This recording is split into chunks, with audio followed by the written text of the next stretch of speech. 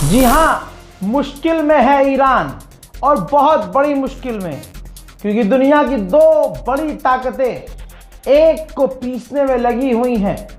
आपको बता दूं कि एक बार फिर से ईरान के ऑयल रिफाइनरी को अमेरिका ने, इजराइल ने निशाना बनाना शुरू कर दिया है।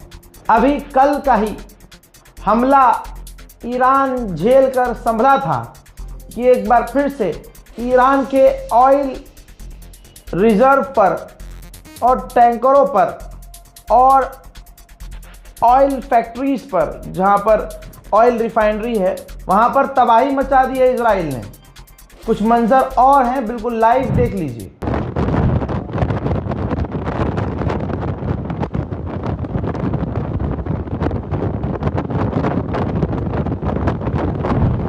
ये ईरान के ऊपर अभी कुछ ही देर पहले ऑयल रिफाइनरी जो है, आधी रात को फिर से हमला शुरू कर दिया है। इजराइल ने कहा था कि हम अब ईरान की ऑयल रिफाइनरी और ऑयल स्टोरेज को उड़ाएंगे। ईरान की कमर तोड़ने में अमेरिका और इजराइल लगे हुए हैं। मेरे दोस्तों, आपकी स्क्रीन पर मौजूद फॉक्स न्यूज़ पर वो नेता है जो ट्रंप का सबसे करीबी है। बहुत ध्यान से सुनिएगा क्या कहा है इसने कहा है कि ईरान की रिजीम गिरेगी, ये सिर्फ मैटर ऑफ टाइम है। टाइम की बात है, आज नहीं तो कल ईरान की रिजीम गिरेगी। सबसे बड़ी बात ये कि ईरान की रिजीम जैसे ही गिरेगी, सऊदी अरब इजराइल को मान्यता देगा। यह है दोस्तों सऊदी अरब की सच्चाई। आगे इसने कहा कि जब ईरान की रिजीम गिरेगी तो हमें बहुत पैसा मिलेगा। अब वो पैसा कौन देगा मुझे बताने की ज़रूरत नहीं है, ठीक है, इसने खुद कह दिया है। फिर इसने कहा कि ईरान के बाद क्यूबा का नंबर होगा। दोस्तों, इसने ये भी कह दिया कि वेनेजुएला और ईरान के पास पूरी दुनिया का 31% तेल है। आ गई बात बिल्कुल पॉइंट पर, आ गया मामला तेल पर। असली वजह ईरान पर हमला करने की, ये नौटंकी करने की सिर्फ यही है जो हिजाब, ईरान की लड़कियों की आज़ादी। दोस्तों, सब ड्रामा था। अमेरिका के नेता ने कह दिया है कि ईरान के पास अंधा तेल है और वो सब हम हासिल कर लेंगे, पार्टनरशिप करेंगे। जैसे हम आज वेनेजुएला के साथ कर रहे हैं, वैसा हम ईरान के साथ करेंगे। अब सुनिए डोनाल्ड ट्रंप ने क्या कहा है। कहा है कि ईरान हम पर हमला करने वाला था, पूरे मिडिल ईस्ट पर वो हमला करता और कब्जा कर लेता। ये बात डोनाल्ड ट्रंप की कोई मान नहीं रहा है, लेकिन उसने कहा है। डोनाल्ड ट्रंप ने यह भी कहा है कि मेरे अप्रूवल के बिना अगर उन्होंने सुप्रीम लीडर चुन भी लिया, वो ज़्यादा लंबे समय तक सुप्रीम लीडर नहीं रह सकता। यानी अगला जो भी सुप्रीम लीडर होगा, अमेरिका उसे सीधा मार देगा। मैंने 5 दिन पहले ही कह दिया था कि ईरान को गाज़ा बनाया जाएगा, गाज़ा के स्टाइल में। लीजिए, अमेरिका कह रहा है कि ईरान के जो लड़ाके हैं वो अस्पतालों में और स्कूलों में अपने हथियार छुपा रहे हैं। वाह भाई वाह, सेम वही नीति जैसे गाज़ा के अंदर फिलिस्तीनी लड़ाकों को ख़त्म किया, अमेरिकियों का मुंह तोड़ने वालों को कुछ यूं तबाह किया कि वहाँ पर उसने ये बोला कि भाई इस स्कूल में हमास के आतंकी छुपे थे और वहाँ उसने बमबारी कर डाली, पूरा स्कूल तबाह हो गया। अब सच्चाई क्या सामने आई कि भाई वहाँ सिविलियंस थे। यही खेल ईरान में शुरू कर दिया इसने। अब स्कूलों पर और बड़े हमले करेगा, वहाँ हॉस्पिटल पर हमले करेगा, जहाँ हमले करेगा सिविलियंस को मारेगा। बाद में कह देगा कि आतंकवादियों ने वहाँ हथियार छुपाए थे, हॉस्पिटल में हथियार छुपाए थे, स्कूलों के अंदर आतंकी संगठन छुपे हुए थे। अब ईरान में और खतरा बढ़ गया है क्योंकि अमेरिका अपने घिनौने रूप में आ चुका है। उधर अमेरिका के सेंटोम ने ईरान के लोगों को वार्न किया है कि आप लोग अपने अपने घरों में रहिए, अमेरिका अपनी जनता का इस्तेमाल कर रहा है हम पर हमला करने के लिए और हम जवाबी कार्रवाई करेंगे। दोस्तों, अमेरिकी ऑफिशियल ने अब खुलकर कह दिया है कि अरब देश ईरान पर भड़के हुए हैं और आने वाले कुछ ही दिनों में ईरान के खिलाफ वो बड़ा एक्शन लेने वाले हैं। दोस्तों, अरब देशों को अमेरिका और इजराइल पूरी कोशिश करके भड़काकर जंग में उतारने वाले हैं। और लिख लीजिए कि अरब देश जैसे ही जंग में कूदेगा, इजराइल और अमेरिका पीछे हो जाएंगे। अमेरिकी ऑफिशियल्स ने, बहुत सारे ऑफिशियल्स ने लगातार जीत का ऐलान करना शुरू कर दिया है। जैसे कि डोनाल्ड ट्रंप ने सबको आदेश दिया हो कि जीत का ऐलान करो। अब अमेरिकी दूसरे ऑफिशियल ने कहा मीडिया पर कि हमने रशिया को वार्न किया है कि आप ईरान की मदद करना बंद करो, लेकिन उनका फायदा कुछ नहीं हो रहा है। वो मदद कर भी रहे हैं, तब भी हम जीत रहे हैं। ईरान के नेशनल सिक्योरिटी काउंसिल के हेड, जो इस वक्त ईरान के सबसे पावरफुल आदमी हैं खामनाई के बाद, उन्होंने कहा है कि जितने भी हमारे लीडरशिप है, जितने भी हमारे छोटे बड़े ऑफिशियल्स हैं, सबका एक सुर में मानना यह है कि हमें इजराइल से जंग लड़नी ही होगी। सुनिए, सऊदी अरब ने यह वीडियो जारी किया है जिसमें वो दिखा रहा है कि हमने ईरान के दर्जनों ड्रोन और मिसाइल्स को रोका है। सच्चाई ये है कि सऊदी अरब ने दूसरी तरफ बताया है कि ईरान के हमलों में हमारे 2 लोग सऊदी अरब में मारे गए हैं और कई घायल हैं। और इसके अलावा सऊदी अरब ने आगे की जानकारी नहीं दी। सऊदी अरब की तरह यूएई ने भी ये वीडियो जारी किया है और दावा किया है कि हमने भी दर्जनों मिसाइल और दर्जनों ड्रोन्स को ईरान की मार गिराया है। आइए अब मैं एक ग्राफ के जरिए समझाता हूं कि ईरान ने सबसे ज्यादा टारगेट किसे किया है।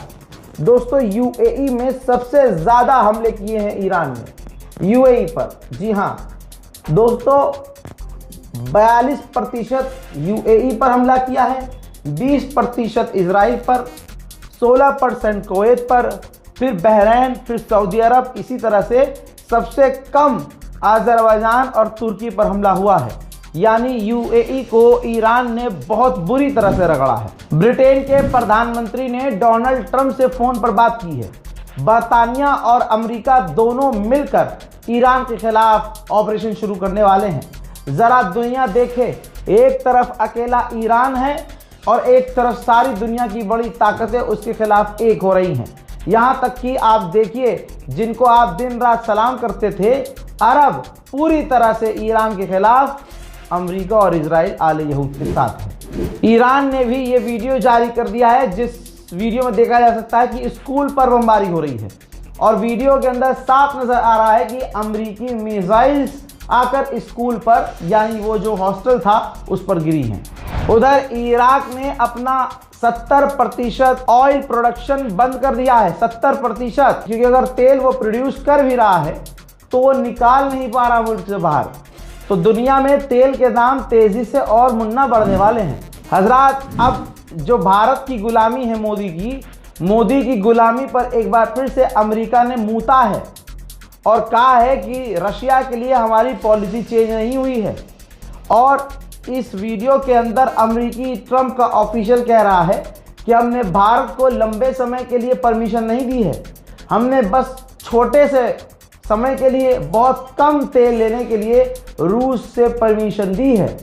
यह है अंधभक्तों का बाप हाँ। फ्रांस के राष्ट्रपति इमैनुअल मैक्रोन ने कतर के अमीर से फोन पर बात करके ईरान के हमलों की निंदा की है। फिर से अमेरिकी ऑफिशियल्स की जो रिपोर्ट आई है उसमें बताया गया है कि डोनाल्ड ट्रंप को पता ही नहीं है कि इस जंग के बाद क्या करना है। हजरात मोहतरम, ईरान के हमलों का असर कुछ यूं हुआ है कि दुनिया में जहां सबसे ज्यादा रियल एस्टेट का काम होता था, दुबई, भाई वहां घरों के दाम बिल्कुल घट चुके हैं। आप समझ नहीं पा रहे हैं कि ईरान में अमेरिका क्या कर रहा है। ईरान का अब तक का सबसे बड़ा नुकसान, भाई पूरा ईरान खतरे में पड़ गया है। ऐसा हमला कर रहा है ईरान के ऊपर अमेरिका, खासकर ऑयल रिफाइनरीज पर, कि जो गैस पाइपलाइन है और जो तेल की पाइपलाइन दोनों तरफ बिछी हुई है सड़कों के किनारे, भाई उस पाइपलाइन में भी धमाका हो गया, सड़कों के दोनों तरफ आग लग गई है। अल्लाह खैर करे। देखिए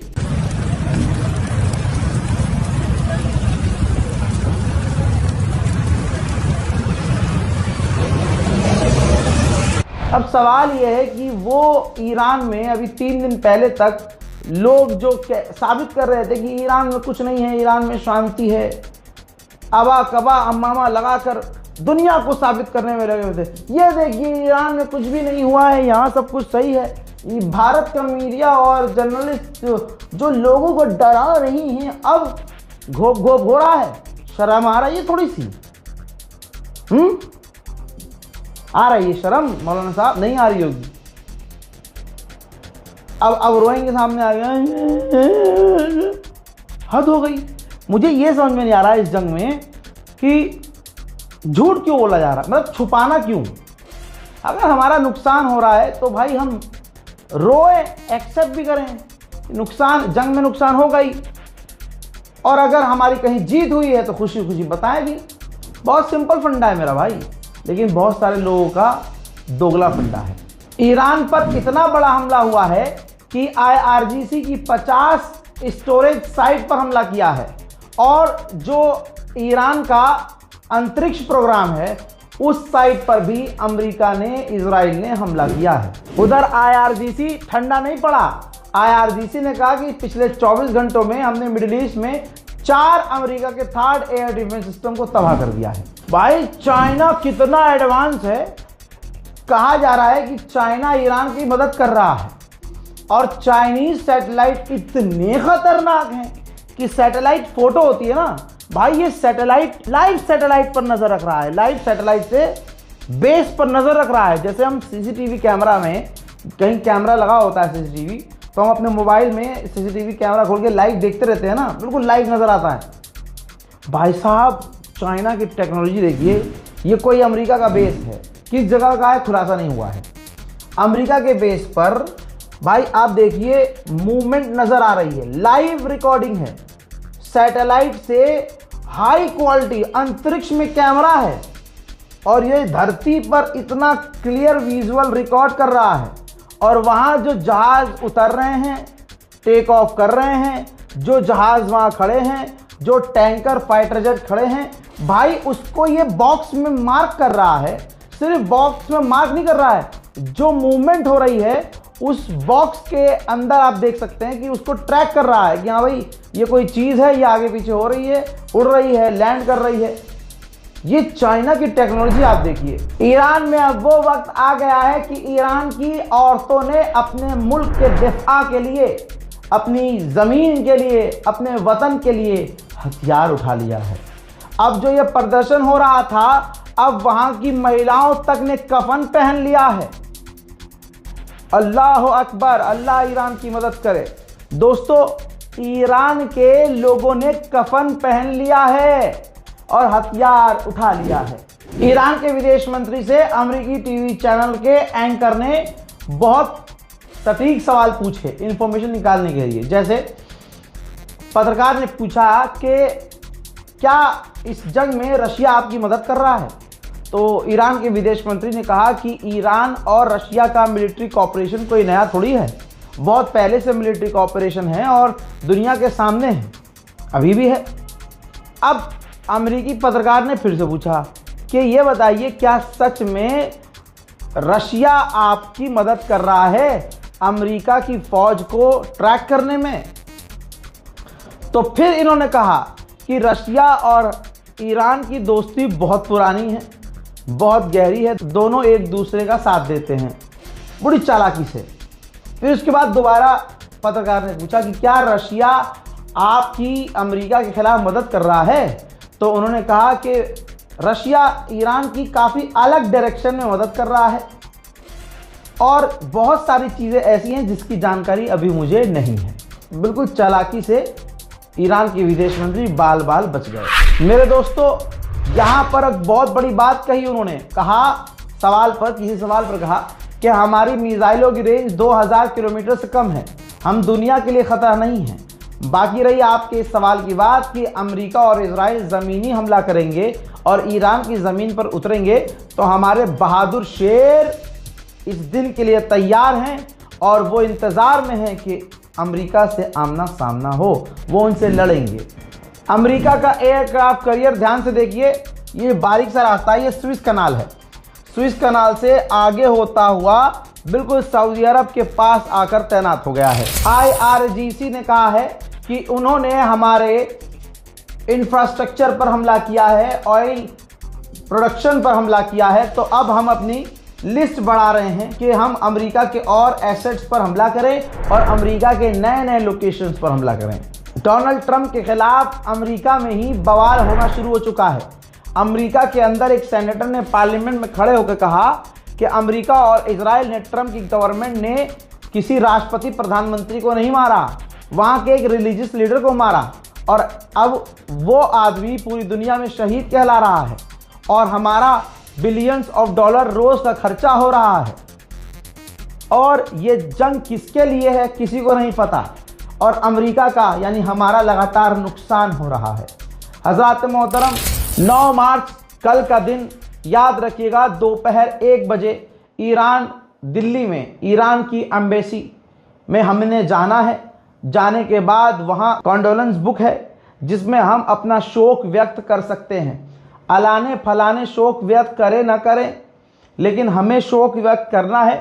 हालांकि भारत की तरफ से, हमारे भारत माता की तरफ से, मोदी जी की तरफ से, गवर्नमेंट की तरफ से जनाब मिस्री पहुंचे थे और उन्होंने भी कॉन्डोलेंस बुक में भारत की तरफ से आयतुल्लाह सैयद अली खामनाई की शहादत पर शोक व्यक्त किया था और लिखित में दुख दर्ज करके आए थे।